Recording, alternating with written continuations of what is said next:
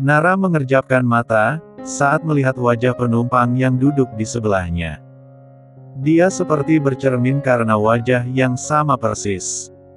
Wajahmu. Perempuan itu menunjuk wajah Nara. Kok, sama ya?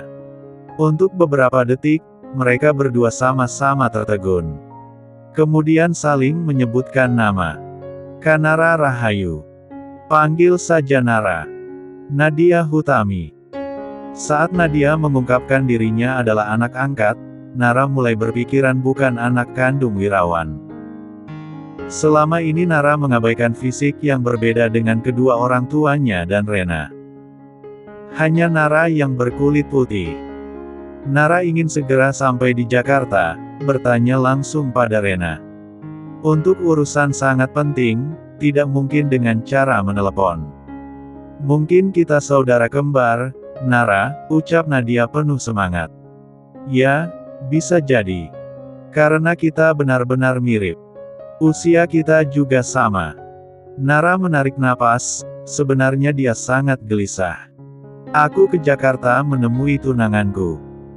Mungkin kita bisa janjian bertemu selama aku di Jakarta. Wah, kamu sudah bertunangan. Kau sendiri. Aku sudah menikah dan mempunyai satu putra, jawab Nara. Dalam perjalanan itu, Nara tidak tenang. Seandainya punya sayap, dia akan terbang. Mengapa selama ini orang tua dan kakaknya menyembunyikan fakta? Aduh, maaf, Mbak. Nara yang tengah memperhatikan pemandangan di luar jendela, berpaling. Seorang gadis menumpahkan minuman yang mengenai Nadia.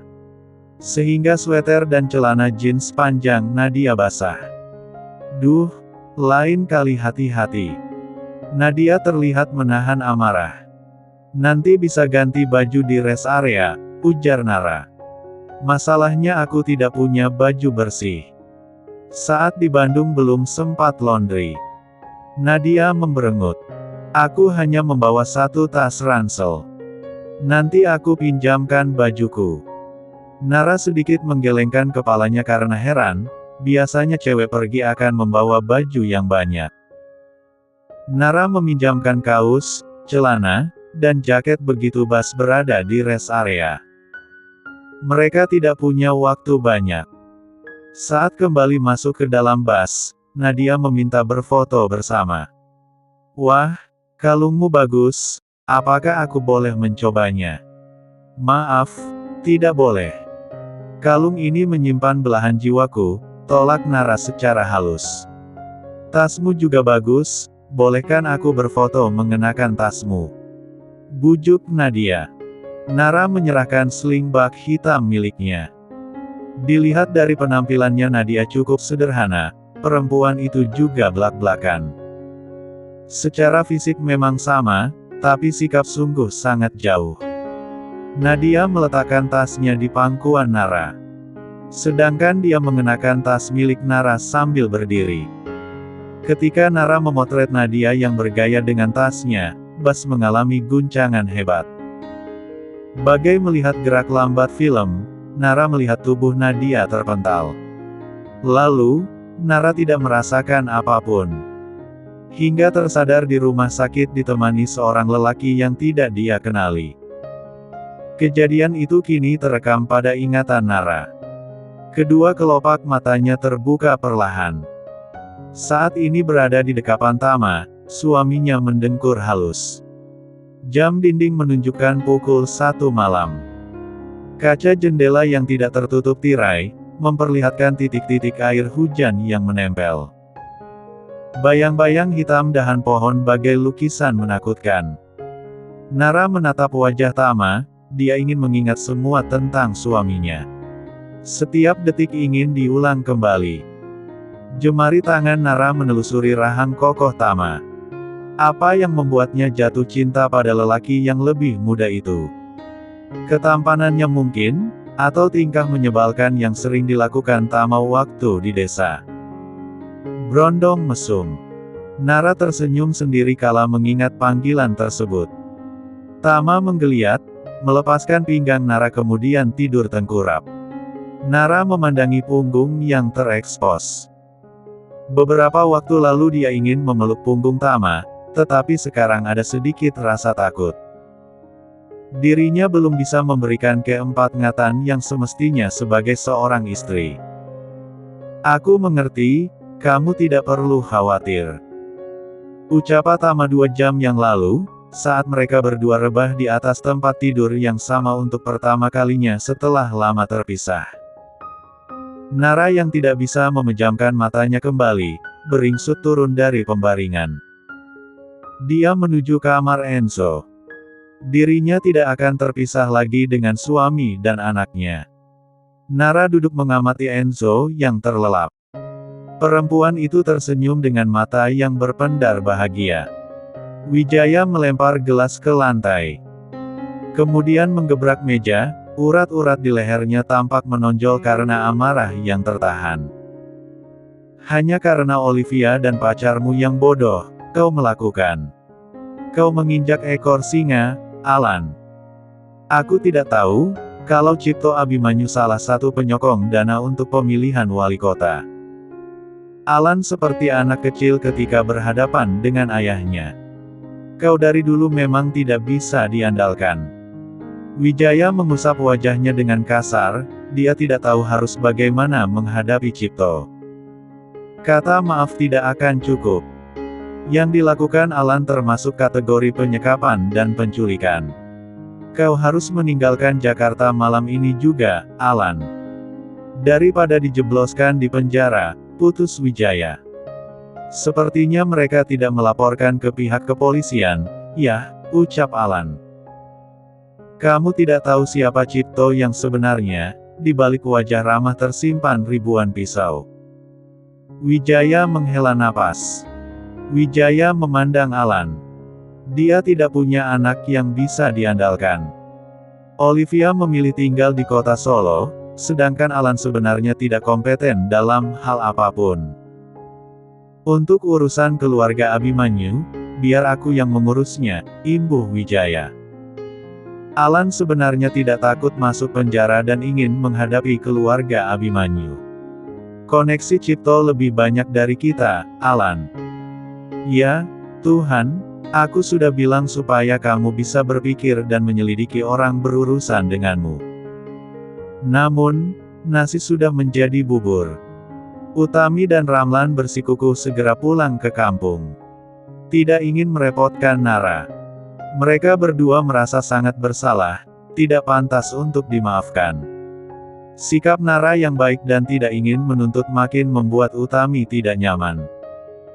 Mengapa sangat baik pada kami, Nara? Setelah apa yang kami lakukan, ucap Utami dengan mata berkaca-kaca. Ibu, sudah aku bilang, ibu juga orang tuaku. Seandainya aku bisa bertemu Nadia lebih cepat. Maafkan kami, Nara, kata Ramlan. Iya, Pak. Aku sudah memaafkan kalian berdua. Aku boleh bertanya tentang ibu kandungku. Apa Bapak tahu namanya? Tanya Nara. Aku tidak tahu, Nara. Mungkin ayahmu yang tahu. Tidak ada info apapun. Atau kamu bisa mencari tahu dari pemilik panti asuhan. Namanya Bu Fatma, jawab Ramlan. Tapi, itu sudah puluhan tahun berlalu. Kita tidak tahu apa yang terjadi dengan Bu Fatma. Utami menimpali. Nara ingin mengetahui kedua orang tua kandungnya. Dia berpikiran ingin mencari tahu keberadaan mereka. Karena kereta api akan segera berangkat, Nara berpamitan. Ibu dan bapak jaga diri. Sampai jumpa. Nara memeluk Utami. Iya, kamu juga jaga diri, balas Utami. Bapak, terima kasih. Ucap Nara, tulus. Kemudian dia bergegas turun dari gerbong kereta api. Nara tidak langsung pergi, menunggu sampai kereta api meninggalkan stasiun. Tujuan selanjutnya adalah rumah Rena. Tama dan Enzo juga menuju ke sana. Seperti reuni keluarga. Rena menyambut Nara dengan isak tangis. Merangkul Nara erat sekali. Sudah. Kak, jangan mewek, ujar Nara. Dia melihat ayahnya yang berada di belakang Rena. Mata sang ayah berkaca-kaca. Apa kabarmu, Nara? Tanya Wirawan. Aku sehat, iya. Siap memberikan omelan panjang jika ayah minta uang terus. Nara beralih memeluk ayahnya. Aku merindukanmu, ayah. Nara mengusap air mata di pipi, lalu memperkenalkan Tama dan Enzo pada Wirawan. Suamimu masih muda banget, celetuk Wirawan. Dia tidak menyangka putrinya menikah dengan lelaki yang usianya terpaut jauh. Muda dan menggemaskan. Tama menukas, membuat Rena dan Wirawan tertawa. Tapi Nara tidak tertawa, wajahnya menunjukkan kegarangan. Pembicaraan mereka beralih serius, saat Nara bertanya mengapa tidak diberitahu bahwa dirinya anak angkat. Karena kamu bukan anak angkat, kamu putriku sampai kapanpun, Nara, jelas Wirawan. Maafkan kami, seharusnya jujur dari awal. Kamu itu adikku yang bandel dan sering rewel. Rena menambahkan. Adikku yang manis. Nara merasa terharu, kembali memeluk Rena dengan erat. Mereka tidak ada hubungan darah, yang mengikat mereka adalah hubungan hati yang penuh kasih sayang. Mengenai kedua orang tua kandungmu, ayah tidak tahu. Tetapi, ayah masih menyimpan alamat rumah Bu Fatma, yang mengelola panti asuhan. Wirawan bisa tahu pikiran Nara, dia memakluminya. Semoga saja dia belum pindah. Apa ayah tidak bertemu dengan ibu kandungku waktu itu? Selidik Nara. Bertemu. Tetapi, tidak melihat wajahnya karena membelakangi ayah. Ibumu memelukmu untuk terakhir kalinya waktu itu, terang Wirawan. Tama menggenggam erat tangan Nara. Kita akan mencarinya, mumpung aku jadi pengangguran berat, katanya. Memang suamimu itu menggemaskan, Nara, cibir Rena. Nara menatap Tama yang duduk di sebelahnya. Merasa beruntung memiliki lelaki itu. Nara, ayah tidak habis pikir kenapa kamu memaafkan Ramlan. Ayah ingin sekali menghajarnya, kata Wirawan bersungut-sungut. Yakin bisa menghajar dengan kondisi bahu cedera. Ledek Nara, tertawa kecil. Bagaimanapun dia yang menyelamatkan aku, ayah. Biarkan yang lain menjadi masa lalu. Kita akan tinggal di rumahmu. Semoga ingatanmu pulih 100%. Dan yang paling utama adalah mengingat setiap kejadian denganku, kata Tama, seraya membuka pintu kamar. Nara yang menggendong baby Enzo, menelisik tiap sudut rumah. Kakinya melangkah masuk ke kamar. Ingatannya berhenti saat dirinya baru diangkat menjadi direktur. Ingatan bersama Enzo dan Tama hanya melintas sepenggal. Nara ingin mengingat kehidupan setelah menikah. Kamar ini tempat kejadian perkara terciptanya Enzo. Tama membuka tirai, tawanya terdengar sumbang. Sayang sekali aku tidak ingat, sahut Nara. Tama yang berdiri di depan jendela melanjutkan ucapannya, kesalahan satu malam yang membawaku menemukan cinta sejati. Nara duduk di kursi meja rias, Enzo yang berada di pangkuannya sedang memainkan boneka kelinci kecil. Perempuan itu merasa bersalah karena belum mengingat secara detail. Apa kamu butuh asisten rumah tangga? Tama bertanya. Tidak. Untuk saat ini aku hanya ingin tinggal bersama kalian berdua. Lagi pula kamu sedang menganggur, kan? Nara mengulum senyum. Kamu boleh memanfaatkan aku sesukamu, Nara. Tama mengedipkan matanya. Kenapa kamu suka mengedipkan mata dari kemarin? Bibir Nara sedikit mengerucut. Karena kamu. Ucapan Tama menggantung di lidah karena bel pintu berbunyi disusul suara ketukan yang keras. Ada tamu. Nara mengernyitkan dahi. Dia Prita, Nara. Aku yang memberitahunya kamu ada di sini, jawab Tama. Temui dia, biar aku yang menidurkan Enzo. Nara memindahkan tubuh Enzo pada Tama, lalu bergegas membuka pintu utama. Prita langsung memeluknya, persis sama dengan yang dilakukan Rena. Kisahmu mirip di film-film ya, Nara, seloroh Prita. Cek. Di film terlihat indah, tetapi kenyataannya tidak demikian. Aku belum sepenuhnya mengingat Tama. Bisik Nara. Saat ini mereka berada di dapur, duduk di kursi meja makan. Perlahan kamu pasti ingat betapa bucinnya kamu pada suami berondongmu itu. Prita terkekeh. Bucin. Iya. Awalnya benci berubah jadi cinta. Aku tidak akan spoiler lebih banyak. Aku yakin kamu akan segera ingat. Tentu saja Nara bucin, belum ingat semua tetapi perasaannya tidak bisa dibohongi. Ada getar, ada rasa nyaman waktu bersama Tama. Mungkin kamu dan Tama bisa pergi berbulan madu. Berdua saja akan menumbuhkan sesuatu yang hilang, saran Prita. Ide yang bagus. Tetapi, belum ingin pergi. Karena masih ingin bersama Enzo. Alan berada di sebuah villa di kawasan puncak. Dia merasa aman karena setelah 3 hari berlalu tidak ada tanda-tanda keluarga Cipto melaporkan dirinya pada pihak berwajib. Lelaki itu duduk di kursi santai tepi kolam renang. Mengisap rokok dalam-dalam. Alan tidak bisa keluar negeri, karena paspornya sudah kadaluarsa. Dia harus mengurusnya terlebih dahulu. Hei, sedang menikmati waktu. Alan terkejut melihat Juno yang berdiri tegak tidak jauh dari dirinya. Dia berteriak memanggil bodyguard, namun tidak ada yang datang. Waktumu untuk bersenang-senang sudah usai, Alan. Di kediaman Cipto seorang lelaki sedang bersimpuh di ruang tamu. Memohon maaf pada Cipto supaya tidak menghukum Alan. Pergilah, aku tidak bisa melakukannya. Putramu pantas di penjara, kata Cipto. Kau tahu penjara itu seperti apa? Anakku bisa tersiksa di sana. Wijaya belum berdiri. Kau sudah membuatku malu dengan menyebarkan fotoku bersama penari striptis. Itu balasan yang setimpal, bukan? Cipto menarik paksa tubuh Wijaya supaya berdiri. Apa kamu memilih supaya aku yang menyiksa putramu? Tidak.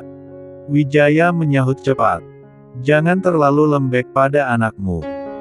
Dengan dipenjara, mungkin akan lebih baik. Cipto menyuruh satpam mengusir Wijaya dari rumahnya. Esme yang menyaksikan sedari tadi berkomentar, kamu tidak berpikiran akan menyiksa Alan. Aku belum tahu, jawab Cipto. Sementara di rumah Nara, Tama sedang memasak. Musik rock terdengar. Pagi yang cerah dan menyenangkan. Hei, chef. Pelankan volumenya. Kupingku dan Enzo tidak ingin penuh polusi. Nara berteriak. Nara yang berdiri dengan tangan bersedekap, memandang tajam Tama yang tidak peduli. Bagaimana mungkin dia bisa bucin dengan Tama yang menyebalkan? Selamat pagi, sayang, sapa Tama. Aku tidak suka dipanggil sayang. Nara memelankan volume musik di ponsel Tama. Ya, ampun, Tama. Kau membuatku sebal. Tama mematikan kompor, Nara yang marah selalu terlihat menggemaskan. Tetapi, saat didekati akan berlari. Bagian mana yang menyebalkan? Goda Tama. Mendapatkan tatapan pekat penuh hasrat, Nara memberanikan diri tidak kabur. Tidak ada yang perlu ditakutkan karena Tama suaminya. Sayangnya, Tama kembali lagi dengan aktivitas memotong kentang. Nara pikir, Tama akan meraih pinggangnya. Memulai percintaan. Punggungmu itu menyebalkan, Tama. Jangan membelakangi aku. Tama berbalik. Punggung. Nara mendecakkan lidah, karena ponsel Tama berdering ribut. Mengganggu saja. Tangan kanan Tama meraih ponsel di atas meja makan. Halo, Pak. Apa yang ingin kamu lakukan sebelum Alan dijebloskan ke penjara? Tanya Cipto dari ujung sana. Sebentar aku tanya istriku dulu, sahut Tama. Nanti aku hubungi kembali. Tama memandang Nara yang sedang menyiapkan makanan untuk Enzo. Lalu, dia menyampaikan pertanyaan Cipto. Aku tidak tahu. Nara mengangkat kedua bahunya. Apa aku yang harus memutuskan? Kurang lebih seperti itu. Penjara saja, siksa dia di sel setiap hari. Beri minuman dari air WC. Nara menarik napas dalam-dalam. Digantung dengan posisi kepala di bawah, juga cukup bagus. Baiklah, akan aku sampaikan pada Papa. Tama. Nara menaruh mangkuk berisi potongan buah melon. Tama yang sedang melakukan panggilan telepon, menurunkan ponsel dari telinganya. Ya, apa selama kita menikah pernah bercinta di dapur? Pertanyaan Nara membuat Tama melongo. Membiarkan panggilan telepon yang sudah tersambung. Jangan menatapku seperti itu, sergah Nara. Aku hanya penasaran. Penasaran atau ingin melakukannya sekarang? Goda Tama. Nara berdeham. Penasaran, Tama.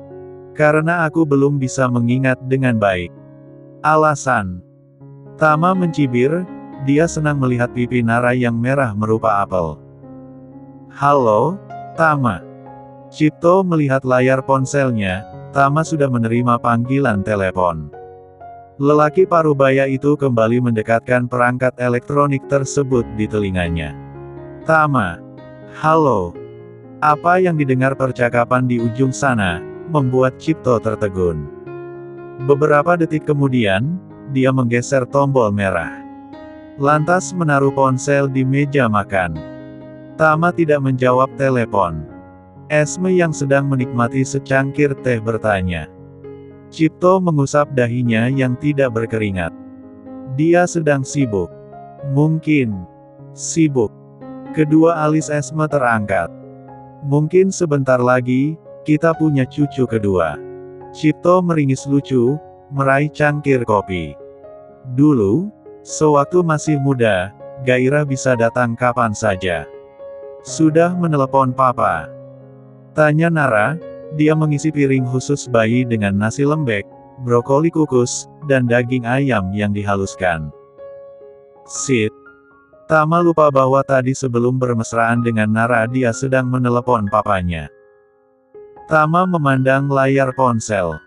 Apakah tadi papanya mendengar sesuatu?